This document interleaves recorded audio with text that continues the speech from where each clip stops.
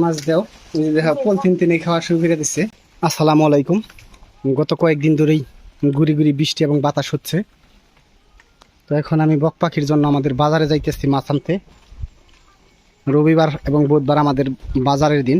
তো আজকে বিশেষ করে রবিবার। তো দেখি বাজারে গিয়ে কি মাছ পাওয়া যায়।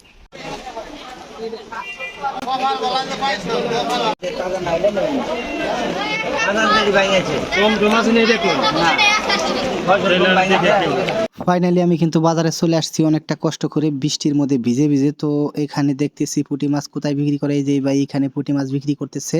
তো আর কোথাও পুঁটি মাছ নেই। ওনাকে আমি বললাম ভাই পুঁটি মাছ কত কিলো, উনি আমাকে বললেন 150 টাকা কিলো।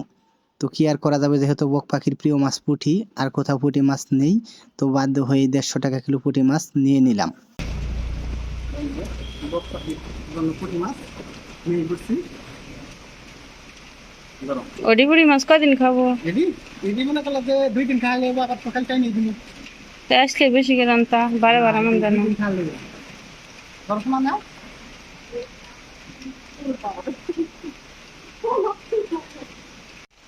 গত কয়েকদিন ধরে প্রচুর বৃষ্টি হইতেছে।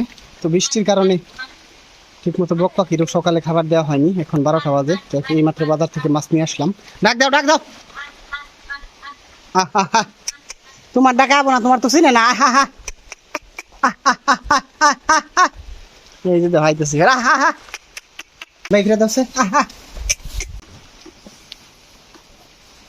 মাছ দেও দেখা পলিথিন টেনে খাওয়া শুরু করে দিচ্ছে।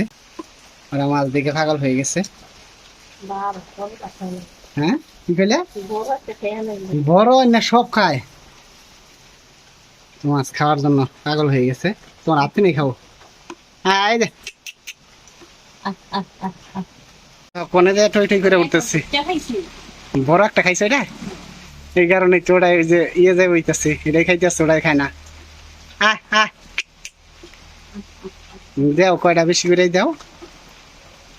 তো বৃষ্টির দিন বারে বারে খাওয়ানো সম্ভব না। তারপরেও তো বৃষ্টি তো আর খিদা থেমে থাকে না। তার জন্য বাজার থেকে খুবই কষ্ট করে ভিজে ভিজে নিয়ে আসলাম। এখনো কিন্তু বৃষ্টি হইতেছে।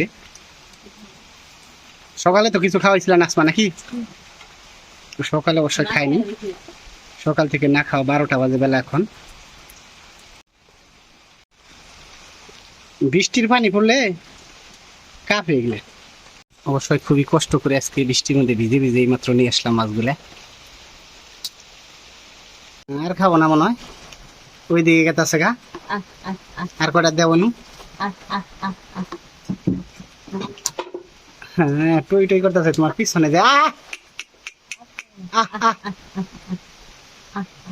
অনু দেখো অনু দেও, অনু রাখো অনু রাখো। কাছে ওই লাউডা সরাও। হ্যাঁ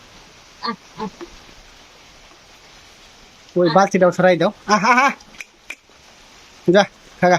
হ্যাঁ হ্যাঁ বালতিটা সরাই দাও। অবশ্যই আমি আসছি তো বৃষ্টিতে ভিজে গেছে গা।